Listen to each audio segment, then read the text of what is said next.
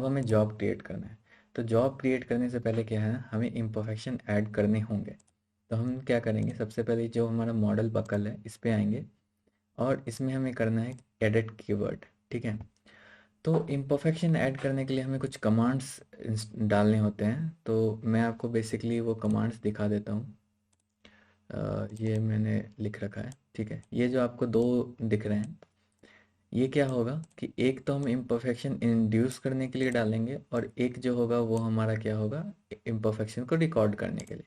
तो हम सबसे पहले जो हमारा रिकॉर्डिंग वाला है ये हम कॉपी कर लेते हैं, node fill global no end mode. ठीक है, तो अभी मैं बता रहा हूँ क्या है। इसे हमें कहाँ डालना है, जो हमारा सारा स्टेप है उसके लास्ट में जा कर के आउटपुट के बाद।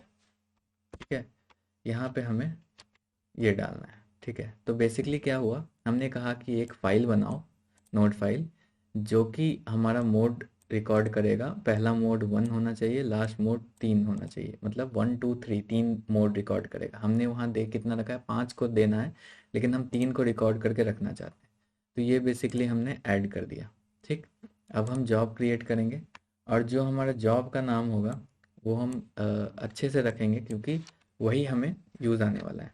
तो क्योंकि हम इम्परफेक्शन यूज़ कर रहे हैं तो IMP हम डाल देते हैं इम्परफेक्शन का नाम, एंड देन कंटिन्यू। कंटिन्यू करने के बाद आपको जॉब का कुछ ऐसा फाइल दिखता है। अब क्योंकि मैंने जॉब का बना नहीं रखा अभी तक वीडियो, तो मैं आपको अभी इस बारे में बता रहा हूँ कि हमें फुल एनालिसिस करना है या हमने कभी किया था वो अटक गया था, वो रीस्टार्ट करना है। ठीक है, बैकग्राउंड में करना है या हमें सामने दिखना है, वो सारी चीज़। ठीक, जनरल में जाएंगे तो हमें क्या क्या डेटा प्रिंट करना है उसको हम लिखते हैं। मेमोरी में जाएंगे तो हमें क्या होगा कि मतलब जो हम रैम है वो कितना हम देना चाहते हैं वो है। पैरेललाइजेशन में हम कितना अपना प्रोसेसर देना चाहते हैं। तो जनरली हम 3 रखते हैं, ज़्यादा होता है। अगर नहीं भी रखेंगे तो कोई दिक्कत नहीं, ये सब सेटिंग हम नहीं भी चेंज करेंगे तो कोई दिक्कत नहीं, हम करेंगे ओके। लेकिन अभी भी हमने जो है ना एक चीज़ छोड़ रखा है स्टेप वाले में। ठीक है, स्टेप वाले में हमें जो है ना हिस्ट्री आउटपुट चाहिए होता है, फील्ड आउटपुट, है ना। इसमें हम एडिट करते हैं। ये फील्ड आउटपुट क्या होता है, ये हमसे पूछता है कि हमें रिजल्ट में क्या चाहिए। बाकी तो हम बाद में भी निकाल सकते हैं कोई नोट सेलेक्ट करके, लेकिन हम यहाँ पे अगर डाल देंगे तो वो हमें एज अ रिजल्ट पहले से दे देगा। जैसे इसमें प्री सेलेक्टेड क्या है, डिस्प्लेसमेंट। ठीक है, और साथ में साथ हम क्या करेंगे, जो फोर्सेस है इसमें हम रिएक्शन फोर्सेस। ठीक है, रिएक्शन फोर्सेस सेलेक्ट कर लेंगे। तो अब क्या होगा कि जब भी हमारा जो रिजल्ट आएगा ना उसमें रिएक्शन फोर्सेस और डिस्प्लेसमेंट ऑलरेडी उसमें इंक्लूडेड होगा। एंड देन डिसमिट, सेम चीज़ हम मेन वाले मॉडल में भी करेंगे। हम हमारा हिस्ट्री आउटपुट हम इसमें या तो क्रिएट कर सकते हैं या एडिट कर सकते हैं। हम क्रिएट ही कर लेते हैं, कंटिन्यू। और इसमें हमारा क्या क्या होना चाहिए, same cheese, forces and reaction ले लेते हैं, रिएक्शन फोर्सेस। और डिस्प्लेसमेंट में हमारा रोटेशन, सॉरी रोटेशन नहीं, हम हाँ ट्रांजिशन यू, एंड ओके। तो ये चीज़ हमारा रिकॉर्ड हो जाएगा। और अगर हम हिस्ट्री आउटपुट देते हैं, ये तो फील्ड आउटपुट था, हिस्ट्री आउटपुट देते हैं तो इसमें भी हम दे सकते हैं कि हमें क्या क्या चाहिए एज अ रिज़ल्ट। तो हम यहाँ डायरेक्ट दे देंगे कि फोर्सेस। हम अगर ये ऐड भी नहीं भी करते हैं ना तो हमें कोई ज़्यादा दिक्कत नहीं आने वाला है, लेकिन ये सारी चीज़ें अगर प्री बिल्ड रहे तो हमें दिक्कत नहीं होता। ठीक है, हम बाद में भी नोट चूज़ करके कर सकते हैं। अब सिंपली जॉब में जाना है, हमारा एक जॉब यहाँ देखने को मिलेगा क्रिएट हो चुका है, और इस पर राइट क्लिक करके हमें इसे करना होता है सबमिट। ठीक है, सबमिट करने के बाद हम यहाँ से इसे मॉनिटर कर सकते हैं कि आखिर इसमें क्या प्रोसेस चल रहा है। ठीक है, तो आपको यहाँ देखने को मिलेगा कि सबमिट हो चुका है, कोई दिक्कत नहीं है। इनपुट फाइल हो चुका है, एनालिसिस स्टार्ट हो चुका है, अबेकस स्टैंडर्ड स्टार्ट हो गया है। ये होने का मतलब आपका प्रोसेस सही चला है। ठीक है, और ये अब कंप्लीट हो चुका है, क्योंकि हमने सीधा उसे दिया था कि 1 mm डिस्प्लेसमेंट के साथ वो बकल कर जाए, तो ये सीधा डायरेक्ट बकल हो जाएगा, इसमें कोई, क्योंकि हमने टाइम वैल्यू कुछ नहीं दिया था। ठीक है, ये वार्निंग्स को आप इग्नोर कर सकते हैं, लेकिन ये एरर अगर कुछ आता है तो फिर हमें वो देखना पड़ता है। ठीक है, डिसमिस। और अभी क्या हुआ इसका जो है ना, अब यहाँ से हम रिजल्ट्स में देख सकते हैं। तो बेसिकली क्या हुआ, ये हमारा था, अब रिजल्ट सेक्शन आया कि हमने क्या किया, इसको डिस्प्लेसमेंट दिया सीधा। जो ये हमारा सेकंड वाला है ये हमें बताता है प्लॉट करके कि क्या क्या उसमें चेंजेस आए। ठीक है, टाइम के साथ देखना है तो ये पर फ्रेम आप देख सकते हैं। अब ये जो आपको देखने को मिल रहा है ना, ये मेरा पहला डिफ्लेक्टेड शेप है, ठीक है, पहला मोड। आपको नीचे दिख रहा होगा आइगन वैल्यू 1.5815, यानी ये मोड 1 में ये मेरा पहला डिफ्लेक्टेड शेप है। ये दूसरा डिफ्लेक्टेड शेप है अगर सिमिलर लोड पड़ा तो, और ये तीसरा डिफ्लेक्टेड शेप है। तो हम क्या कर रहे हैं, उसमें 3 डिफ्लेक्टेड शेप हम जो ले रहे थे, हमने 5 का इनपुट दे रखा है, तो 1 2 3 4 एंड ये 5, ये 5 हमारा डिफ्लेक्टेड शेप बना कि पॉसिबिलिटीज है कि इस तरह के लोड के कारण हमारा जो कॉलम है वो इस तरह से डिफ्लेक्ट करे, ठीक है। तो ये 5, लेकिन हमने क्या रिकॉर्ड किया, ये पहला, दूसरा और ये तीसरा, इन तीनों की मदद से हम क्या करेंगे, उसमें इनपुट करेंगे। अब ये करने के बाद हमने जो अपना फाइल बना रखा है, ठीक है, हमने कहा डी ड्राइव में एबेकस का फोल्डर है, उसमें आपको दिखेगा कि एक जो है ना IMP फाइल बन क्रिएट हो गया होगा IMP नाम से, है ना, INP फाइल क्रिएट हुआ है, INP फाइल क्रिएट हुआ है इम्परफेक्शन के नाम पे। अब हम इसे इंड्यूस करते हैं दूसरे वाले में, ठीक है। तो ये अभी तक हमारा रिजल्ट हो गया। अब हम वापस से यहाँ इस कॉर्नर से मॉडल पे जाएंगे, और मॉडल में हम कहाँ जाएंगे, मॉडल मेन, ठीक। हमारी ये विजुअलाइजेशन कंप्लीट हो गया, हम नॉर्मल जॉब पे जाते हैं, ठीक है, मॉडल मेन में गए। अब इस बार हम इसको करते हैं वापस से एडिट कीवर्ड्स, ठीक। इस बार हमें क्या करना है, स्टेप से पहले जो हमारा स्टेप था, जो आपको यहाँ मिलेगा, जैसे ये रहा स्टेप, है ना, स्टेप से पहले आपको ये वाली वैल्यू इम्परफेक्शन वाली डालनी है, ठीक। स्टेप से पहले हमने इंटर किया, ये इम्परफेक्शन वाली डाल दी। अब इसमें हमने क्या किया कि जो मेरा इम्परफेक्शन है, ये कमांड दिया, फाइल का नाम हमने दिया IMP, ये IMP हमने बना रखा है, और क्योंकि ये मैंने पहले कर रखा है तो इसीलिए सेव है, सेम है। तो आपको IMP डालना है, देन कॉमा है, और स्टेप इक्वल्स टू 1, और ये जो हमने दे रखा है ये क्या है, 1 का मतलब पहला मॉड, और ये 0.5 का मतलब उसे 0.5 फैक्टर से किया, 2 का मतलब दूसरा मॉड और उसको 0.5 से मल्टीप्लाई किया, मतलब हमने उसका इफेक्ट जो है वो हाफ कर दिया, 3, 0.5, मतलब जितने भी वो, हमने क्या देखा था कि वो जो है ना एक्सट्रीम बकल हुआ था, एक्सट्रीम हुआ था, तो हम उसका इफेक्ट जो है ना हाफ कर दे रहे हैं जनरली। ऐसे हम लेते हैं 0.2 0.3, ठीक है, 0.2 0.3, वो आप पे डिपेंड करता है कि आपको क्या लगता है कि जो आपका वर्कर्स है, जो आपका स्टील आया है वो कितना ज़्यादा मतलब ख़राब हो सकता है, मतलब कितना इम्परफेक्शन उसमें हो सकते हैं। जैसे कि हम अगर टाटा के लेते हैं तो हम जानते हैं कि टाटा के स्टील तो बहुत अच्छे होंगे, लेकिन लोकल लेंगे तो उसमें हमें क्या होगा कि ज़्यादा इम्परफेक्शन मिलेगा। तो हम उस हिसाब से, कोल्ड फॉर्म है तो अलग होगा, हॉट फॉर्म होगा तो उसके हिसाब से हम इसको किया है। हमने ये एडिट किया, सेव किया, अब हम इसके नाम का जॉब क्रिएट करेंगे, ठीक है। ये हो गया मेरा मेन, ठीक है, कंटिन्यू, और डिस्क्रिप्शन देना है तो दे सकते हैं, एंड देन पैरेललाइजेशन में इस बार मैं मल्टीपल प्रोसेसर यूज़ करूँगा। जैसे ये क्या है कि जैसे मेरे पास 8 कोर है प्रोसेसर, ठीक है, तो हम कितना नंबर ऑफ प्रोसेसर से एक साथ प्रोसेस करना चाहते हैं, ठीक है, वो है।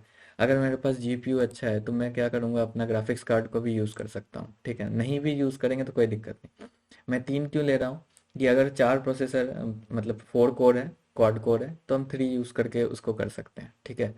मुझे नहीं पता है तो मैं यूज़ नहीं करूँगा, ठीक है, मैं जनरली 3 पे लेके चलता हूँ। एक कोर मैं हमेशा फ्री रखूँगा, क्यों, पूरा सिस्टम रन करेगा, वरना जो है ना, अगर सारे के सारे मैंने प्रोसेस दे दिया अबेकस को तो पूरा सिस्टम हैंग हो जाएगा हमारा, क्योंकि जो सिस्टम का खुद का प्रोसेस है उसके लिए हमने प्रोसेसर छोड़ा नहीं, ठीक है। तो हम ये कर रहे हैं, एंड ओके। अब मेरा ये मेन क्रिएट हो गया। डेटा चेक कर लेते हैं पहले कि कहीं पे पहले से कोई एरर तो नहीं है ना। चेक रनिंग हो रहा है, इसको हम मॉनिटर करना चाहें तो मॉनिटर कर सकते हैं, ठीक है। तो अभी तक आपको देखने को क्या मिल रहा है, कोई एरर नहीं आया है, ठीक है, यानी कि हमारा फाइल में जो भी डेटाज हमने इनपुट किया, जो हमने कमांड्स लिखे वो सब सही है, ठीक है। अब हमें क्या करना है, सिंपली इसको यहाँ से सबमिट कर देना है। तो ये हमसे पूछेगा, क्योंकि हमने पहले ही डेटा रन कर लिया है, तो ये क्या होगा कि एक जॉब फाइल क्रिएट कर देता है, तो ये हमसे पूछ रहा है कि क्या उसे ओवरराइट करना है, तो हम बोलेंगे यस, क्योंकि वो तो हमने बस चेक किया था। अब हम जब इसे ओवरराइट कर देंगे तो क्या होगा कि ये जॉब में अब हमारा इटरेशन शुरू हो जाएगा, जैसे ये स्टार्टेड एबेकस स्टैंडर्ड, ये हमें हमारे लिए पॉजिटिव साइन होता है कि हाँ हमारा रन हो गया है। और जब ये डेटाज आने लगते हैं, ये वैल्यूज़, तो आप एकदम क्लीन कट हो जाइए कि अब इसमें कोई एरर वाली चीज़ नहीं है, अब ये एनालिसिस चल रहा है हमारा।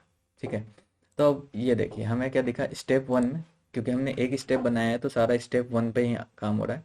ये देखिए नंबर ऑफ इटरेशन 1 2 3 4 5 6 ऐसे करके इंक्रीमेंट होता जा रहा है।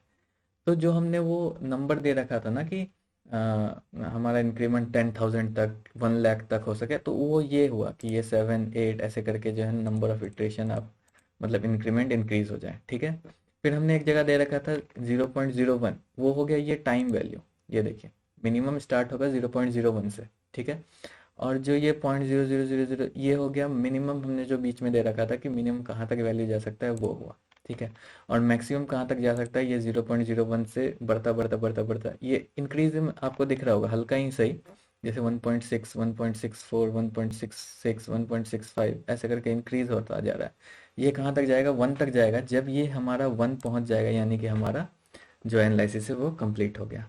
अगर 1 तक नहीं पहुँचा, ठीक है, इन केस 1 से पहले हमें एरर दे दिया और ये बंद हो गया, ठीक है, इसका मतलब क्या होगा कि जो हमारा वो था पूरा प्रोसेस 1 तक जाने का, उससे पहले हमारा जो कॉलम है वो क्या हो गया, फेल हो गया।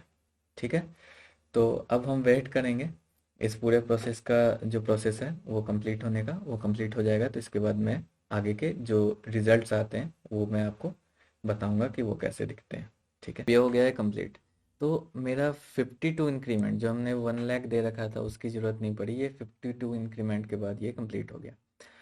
अब क्या होगा, ये इंक्रीमेंट और बढ़ सकता है। जैसे कि हमने क्या किया, मैशिंग तो हमने डायरेक्ट कर दिया, कुछ भी 50 वैल्यू लेके कर दिया था। लेकिन अगर जैसे कि हमें प्रॉपर एनालिसिस करना होता तो हम उसका वैल्यू क्या रखते, 10 रखते, 5 रखते, एकदम छोटा साइज रखते, तो ये इंक्रीमेंट की वैल्यू और इंक्रीज हो जाती क्योंकि वो ज़्यादा रिजल्ट लेता है और ज़्यादा एक्यूरेट रिजल्ट होता है। ठीक है, अब जैसे ये टोटल टाइम इंटरवल 1 है। ठीक है, तो वो क्या हुआ ना कि हमने जो लोड 1 दे रखा है उसके ऊपर 10 mm का डिस्प्लेसमेंट, तो वो क्या होगा ग्रेजुअली इंक्रीज होता होता 1 टाइम तक वो पूरा 10 mm का जो डिस्प्लेसमेंट था वो पड़ेगा। अगर हम इसे 2 रखते हैं तो ये वैल्यूज और इंक्रीज हो जाती है ना, और वो 2 जब तक नहीं पहुंचता टोटल फ्रीक्वेंसी तब तक वो हमारा लोड पड़ता रहता है। यानी कि क्या होता है, 0 पे मेरा 0 लोड था, 1 पे हमारा 5 mm डिस्प्लेसमेंट आता, और जो 2 पे है उस वक्त हमारा 10 mm डिस्प्लेसमेंट आता है। तो इस तरह से ये सारी चीज़ें वर्क करती है।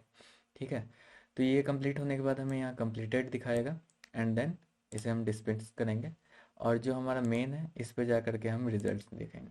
ठीक है, तो ये हमारा विजुअलाइजेशन हो गया। अब जो हमारा वो फोल्डर था जिसमें कि हम सारा काम कर रहे थे, इसमें हमें क्या होगा ना, एक फाइल दिखेगा जो कि होगा ओबीडी फाइल। ये 2 फाइल्स जो बने। ठीक है, ओबीडी हमारा रिजल्ट फाइल होता है। जैसे कि हमने पहला जॉब क्या रन किया था आईएमपी, उसका रिजल्ट जो है वो ये फाइल है, और जो हमने मेन रन किया मेन जॉब बना करके, वो हमारा उस जॉब का रिजल्ट ओबीडी ये फाइल हो गया। ठीक है, तो अब हमारा ये रिजल्ट है, हम सेकंड वाले ऑप्शन पे जाएंगे तो हमें क्या होगा, कंटूर डायग्राम दिखता है। ठीक है, कि हमारा फेलियर किस प्रकार से आया है, जो यहाँ आपको दिख रहा है ये फेलियर हो गया। ठीक, एंड इसके बाद अगर हमें देखना हो कि डिस्प्लेसमेंट क्या है, एक सेकंड मुझे ना पहले इसका वो चेंज करना होगा। मैंने, ठीक है कोई बात नहीं। हाँ, तो जैसे कि ये हमें दिख गया कि क्या है, अब इसके हम इंक्रीज करते हैं या डिक्रीज करते हैं, ये टाइम के साथ हमें दिखता है ना, कि जैसे आपको नीचे में दिख रहा होगा यहाँ पे इंक्रीमेंट नंबर 25 है ना, ये इंक्रीमेंट, ये सबसे लास्ट में जाएंगे तो इंक्रीमेंट 0 जब इनिशियल फेज में था।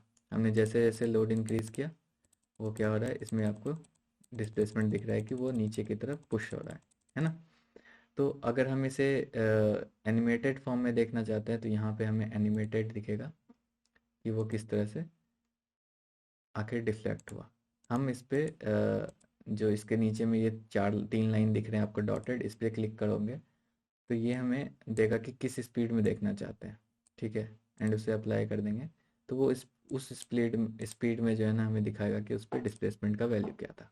ठीक, अब क्योंकि हमने इसमें मैशिंग सही नहीं रखा, तो और जो हमारा ये डिस्प्लेसमेंट है, तो हम अब एक बार देखते हैं कि हमारा जो फाइल था उसमें इन्होंने डिस्प्लेसमेंट कैसे दिखा रखा है। ठीक है, तो कुछ वैसा ही आपको देखने को मिलेगा कि ये हमारा जो ये जी वाला सेक्शन कॉलम है, ये वाला ही है, और इसके बॉटम पे हमें क्या एक तरह का डिस्प्लेसमेंट दिख रहा है। ठीक है, तो सेम चीज़ हमें यहाँ पे दिख रहा है कि ये जिस जिधर फिक्स एंड है उधर हमें डिस्प्लेसमेंट आया है। ठीक, एक मिनट में जो है ना इसमें ठीक है कोई नहीं, मैं यहाँ से मूव कर लेता हूँ। ठीक, वो कुछ सेटिंग्स में चेंजेस हो गए हैं जिसके कारण जो है ना मेरा जो प्रॉपर उसका ऑपरेशन है वो चेंज हो गया है। ठीक, तो ये आपको क्या दिख रहा है, जब मैं लास्ट फ्रेम पे जाऊंगा तो सेम इस तरह का डिस्प्लेसमेंट दिख रहा है ना। तो आप जब फाइनर मैचिंग रखेंगे तो वो ज़्यादा क्लियर दिखेगा आपको। ठीक, तो बेसिकली अब हमें क्या चाहिए, इसका एक्स वाई डेटा चाहिए जो हमने लोड वर्सेस डिस्प्लेसमेंट का ग्राफ प्लॉट करना है ना। तो हम क्या करते हैं, यहाँ पे जाते हैं एक्स वाई डेटा, इस पर क्रिएट करते हैं और यहाँ हम चूज़ करते हैं फील्ड आउटपुट को। ठीक है, अगर हिस्ट्री आउटपुट में हमने पहले से दे रखा है कि हमें क्या क्या रिजल्ट चाहिए तो हम डायरेक्ट हिस्ट्री आउटपुट चूज़ करते हैं, नहीं तो हम फील्ड आउटपुट में जाएंगे, फील्ड आउटपुट में जाके कंटिन्यू करेंगे। और इसमें हम नीचे आने के बाद हमें यहाँ पे रिएक्शन फोर्स चूज़ करना है जो है वाई डायरेक्शन का। ठीक है, इसमें चूज़ करने से पहले हम यहाँ पे पोजीशन में यूनिक नोडल चूज़ करना है क्योंकि हमारा यूनिक नोड है। एंड देन एलिमेंट में जा करके या तो हम व्यू पॉइंट से एडिट सिलेक्शन करके हम उस नोड को चूज़ कर सकते हैं, जैसे यहाँ नोड आ रहा है हमारा, या फिर हम सीधा नोड लेवल से, जैसे कि हमारा सेट बन रखा है रेफरेंस पॉइंट 2 का। ठीक है, रेफरेंस पॉइंट 2 सेलेक्ट करना है क्योंकि रिएक्शन कहाँ आएगा, बॉटम पे आएगा, तो हम रिएक्शन रेफरेंस पॉइंट 2 पे जो फिक्स्ड है हमारा वहाँ पे हम लेंगे और इसे हम सेव करेंगे पहले। ठीक है, ओके, तो एक यहाँ पे आपको दिख जाएगा कि ये रेफरेंस पॉइंट ये के नाम से एक सेव हो गया। ठीक है, प्लॉट भी करेंगे तो कोई दिक्कत नहीं है, ये हमें एक प्लॉट दिखा देगा कि कुछ इस तरह का ग्राफ हमारा प्लॉट हुआ है। लेकिन अभी हम इस ग्राफ को देखेंगे तो क्या ये टाइम वर्सेस फोर्स के फॉर्म में हमें क्या चाहिए, डिस्प्लेसमेंट वर्सेस फॉर्म, और हमारा डिस्प्लेसमेंट कहाँ आएगा, वो आएगा रेफरेंस टॉप पे। तो अब आपको एक तरह से अंदाजा लग गया होगा कि हम क्या करने वाले हैं। हम सेम चीज़ क्रिएट करेंगे, field output continue unique nodal, और इस बार हम नोड के जगह पे रेफरेंस रिएक्शन फोर्स की जगह पे हम क्या चूज़ करने वाले हैं, हम चूज़ करने वाले हैं डिस्प्लेसमेंट।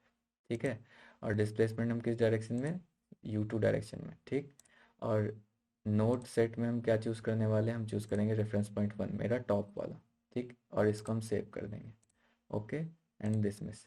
तो अब हमारे पास ये दो तरह के जो रिएक्शन आ गए, ये मेरा टाइम के साथ डिस्प्लेसमेंट हो गया और ये मेरा अ, इसके साथ ये क्या कहते हैं, फोर्स के साथ टाइम हो गया।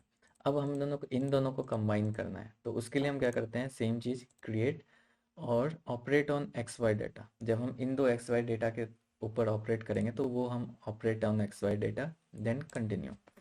कंटिन्यू करने के बाद हमारे पास इस तरह का एक पैम्पलेट खुलेगा जिसमें कि आपको इस तरफ दिखाया जाएगा कि ऑपरेटर हमें क्या यूज़ करना है। ठीक है, और कौन कौन से वैल्यू जो हमने सेव किए हैं वो इधर दिखेगा। ठीक, तो हमें क्या करना है, कंबाइन करना है। ठीक है, अब हमें कौन सा वैल्यू करना है, हमें क्या करना है, लोड वर्सेस डिस्प्लेसमेंट, है ना। तो हमारा जो आपको दिखाता हूँ ग्राफ, ग्राफ से आपको समझ में आएगा कि जैसे ये ग्राफ है axial displacement versus axial strength, तो मेरा एक्स एक्सिस पे क्या है डिस्प्लेसमेंट, वाई एक्सिस पे क्या है स्ट्रेंथ, है ना। तो हम सिंपली क्या करेंगे, यहाँ पे डिस्प्लेसमेंट लेंगे और फिर कॉमा दे करके हम वाई एक्सिस दे देंगे एंड देन सेव एज, इसको हम एक्स वाई डेटा 1 करके सेव कर लेते हैं, प्लॉट। ठीक है, तो अभी आपको देखने को क्या मिल रहा है प्लॉट करने के बाद कि ये रिवर्स है। रिवर्स क्यों है, क्योंकि मेरा जो डिस्प्लेसमेंट था वो हमने निगेटिव दे रखा है। तो निगेटिव को हमें सही करने के लिए हम क्या कर सकते हैं कि इसके आगे हम -1 से मल्टीप्लाई कर सकते हैं, है ना, एंड देन प्लॉट। और सॉरी, हमें वो ब्रैकेट के बाहर देना है। ठीक है, -1, ठीक है, एंड देन प्लॉट। तो आपको इस तरह का एक ग्राफ बन जाएगा। अब इसको हम सेव कर देंगे। ठीक है, ये हुआ load versus displacement and then okay. ठीक, अब क्या हो गया, अब ये तो मिल गया। और एबेकस जो है ना ये एक्स वाई डेटा को सेव नहीं करता है, तो उसको आपको खुद से सेव करना होगा। अब उसे सेव करने के लिए आपको क्या करना होगा, इस एक्स वाई डेटा पे double click, sorry right click करना होगा और यहाँ पे एडिट का ऑप्शन आएगा, इस पे जाना होगा। एडिट का ऑप्शन जाने के बाद ये पूरा एक टेबल हमें दे देता है। ठीक है, इस पूरे टेबल को आप सेलेक्ट कर लो एंड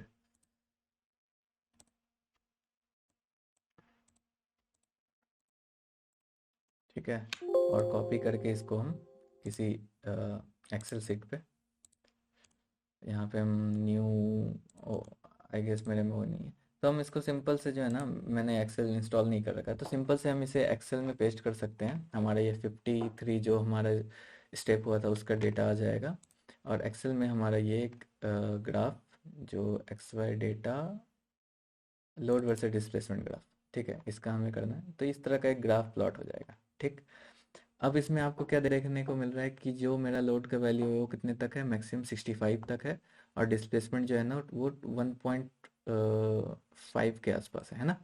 तो हम अब अपना देखते हैं जो रिज़ल्ट है उसमें ये मैचअप करता है कि नहीं। हमने कौन सा बनाया था, हमने बनाया था C80 और 48, C80 40 और 48, ये वाला थर्ड लाइन जो है। तो ये थर्ड लाइन जो है हमारा, है ना, ये देखिए ये वाला हमने बनाया था, रेड कर देता हूँ ताकि दिखे। ठीक है, हमने ये वाला बनाया था C80 40 एंड 48 वाला। ठीक है, जो कि ये थर्ड लाइन है, ये वाला, है ना। तो अब आपको क्या देखने को मिल रहा है कि इसका जो हाइट है वो नियर अबाउट क्या है, उसी के आसपास है, 60-65 के आसपास, और जो ये डिस्प्लेसमेंट है ये 2 के आसपास है ना। और जो हमारा रिजल्ट आया है, ठीक है, उसमें भी डिस्प्लेसमेंट जो है मैक्सिमम हमारा 2 के आसपास ही है, और जो ये वैल्यू गई है 60 से ज़रा सा ऊपर ऐसे गया है। ठीक है, तो नियर अबाउट हमारा क्या हो रहा है कि एकदम रिजल्ट सेम आ रहा है। ठीक है, यानी कि हमने जो भी मेथड से अप्लाई किया और जो भी इम्परफेक्शन ऐड करके सारे रिजल्ट निकाले वो, और जो इनका डेटा है, ठीक है, इनका जो ये पूरा डेटा है, ये दोनों क्या है हमारा नियर अबाउट सेम है। इसका मतलब क्या है कि जो हम इसे वैलिडेशन में दे सकते हैं कि हाँ, हमारा जो ये रिजल्ट आ रहा है और जो मेरा एबेकस के इससे रिजल्ट आया है वो दोनों मैचअप कर रहा है, यानी कि मेरा प्रोसीजर सेम है। तो ये क्या हुआ कि एक तरह से दूसरे के मन में क्या हुआ, एक सिक्योरिटी दिया कि नहीं, जो पेपर मैं फॉलो कर रहा हूँ वो क्या है कि जेन्युइन है, उनका रिजल्ट प्रीवियस वाले रिजल्ट से मैच कर रहा है, यानी जो आगे वो काम करने वाले हैं वो एक तरह से उनका जो रिजल्ट है वो सही आने वाला है। ठीक है, तो ये था पूरा एक वैलिडेशन हम कैसे करते हैं उसका, और ये हमने रिजल्ट निकाल के देखा। ठीक है, और इसमें हम सिर्फ यही लोड डिस्प्लेसमेंट नहीं, हम एनर्जी का ग्राफ, हमें अगर कोई और चीज़ें हैं जैसे कि इसका डिस्प्लेसमेंट का ग्राफ वो हुआ, और किस पॉइंट पे मैक्सिमम वैल्यू आ रही है, आपको जो ये रेट दिख रहा है, ये यहाँ पे ये फ्रैक्चर हुआ, उसकी वैल्यू क्या थी, ठीक है, ये हुआ, ये सारी चीज़ें इसमें आपको मिल जाती है। ठीक है, और जितना इसको हम फाइनल देंगे, अब जैसे कि हमने देखा, ठीक है, कि हल्का सा तो अंतर था। ठीक है, जैसे कि ये वैल्यूज़ जो है हमारा, ये 2 के आसपास डिस्प्लेसमेंट आना चाहिए था, उससे कम ही है। वो कुछ जो एरर्स हैं वो क्यों है, क्योंकि क्या है कि उन्होंने 10 mm का मैशिंग कर रखा है और हमने क्या कर रखा है 50 mm का, तो वो एनालिसिस में थोड़ा एरर आएगा। तो अगर हम जब जैसे वैलिडेशन कर रहे हैं तो उनका जो 10 mm है हम इसमें इंक्लूड इनपुट करेंगे, और जो इम्परफेक्शन का तरीका है वो इनपुट करेंगे, तो क्या होगा कि हमें जो रिजल्ट्स आएंगे वो एकदम एक्यूरेट आएंगे। ठीक है, एक्यूरेट तो नहीं कह सकते क्योंकि कहीं ना कहीं ह्यूमन एरर कुछ ना कुछ रहेगा ही, ठीक है, लेकिन नियर अबाउट रिजल्ट्स आते हैं, 99% 95% हमारा मैच करता है, तो हम उसे मानते हैं कि जेन्युइन वर्क है हमारा। ठीक है, तो ये इस तरह से वर्क करता है। ठीक है, तो ये जो पूरा सीरीज था इस एबेकस के ऊपर वो यहाँ पे ख़त्म होता है, और हमने वैलिडेशन करके देख लिया। मैं बोलूँगा कि आप जो है ना इस चीज़ को खुद से करो, साथ ही साथ जो उनके पेपर में एक दो मॉडल और है वो आप खुद से करके बना के देखो, तो उससे क्या होगा, आपका प्रैक्टिस भी हो जाएगा, और अगर आप बिल्डअप कॉलम में यूज़ कर रहे हैं तो वो एक तरह से हमारा क्या हो जाएगा, इसमें भी यूज़ आ जाएगा कि क्या कहते हैं, 2-3 मॉडल हम दिखा सकते हैं वैलिडेशन में। जैसे कि मैंने अपना रिसर्च किया था तो उसमें मैंने 3 मॉडल दिखाए थे इनके खुद के वैलिडेट करके। ठीक है, तो इस तरह से हम दिखा सकते हैं, और बेसिकली ये जैसे हमने बताया उसी तरह आप किसी भी फील्ड का एनालिसिस क्यों ना कर रहे हो, आप हो सकता है कि पाइप अंडरग्राउंड पाइप्स का कर रहे हो, या हो सकता है कंक्रीट का कर रहे हो, या कंपोजिट मटेरियल का कर रहे हो, प्रोसेस बिल्कुल सेम है।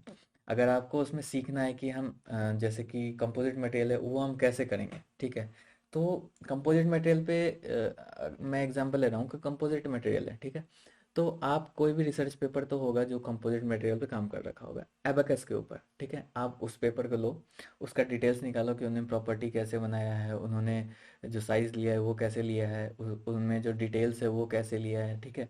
उन सारे डिटेल्स को आप जमा करो, जिससे कि आपको मिल सके कि मॉडल कैसे बनाना है, मतलब पार्ट्स कैसे क्रिएट करना है, उसमें प्रॉपर्टीज़ कैसे डालना है। प्रॉपर्टीज़ सबसे इंपॉर्टेंट होता है।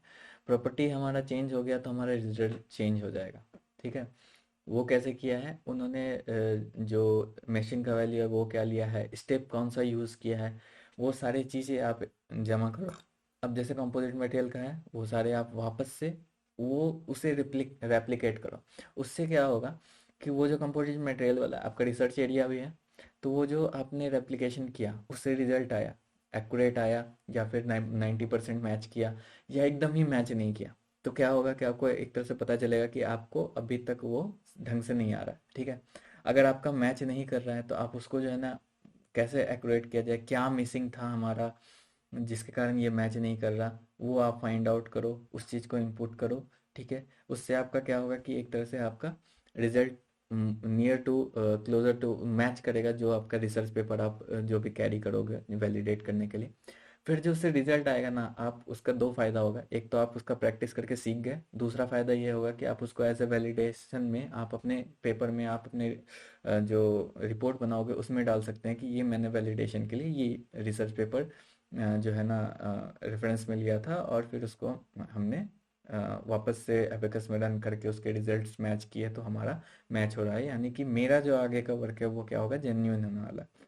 एक बार आपने वैलिडेशन दे दिया ना, तो फिर आपसे ये सवाल नहीं उठता कि हाँ जो है ना आप सही काम कर रहे हो या नहीं कर रहे हो। अगर आपने वैलिडेशन नहीं दिया है तो लोग ये जज कर सकते हैं कि हाँ मे बी जो सामने वाला पर्सन है उसे क्या एबेकस यूज़ करना नहीं आता हो, तो रिजल्ट में भी गलत हो। वैलिडेशन देने के बाद आपका होता है कि नहीं, एबेकस सॉफ्टवेयर इस सच अ पर्सन को जो है ना, जैसे मैं हूँ अभिषेक राज को ये एबेकस यूज़ करने आता है, तो यानी कि अब जो ये वर्क करेगा वो मतलब सही करेगा, ये बात है। तो आप इस तरह से सीख सकते हो कि मतलब किसी भी फील्ड में हो, कोई सा भी आपका हो, स्टील हो, पाइपलाइन हो, इलेक्ट्रिक वायर हो, वो सारा चीज़ इस तरह से आप कैरी ऑन कर सकते हो। तो ठीक है, अब आगे जो भी वीडियोस आएंगे तो उसमें हम मिलते हैं।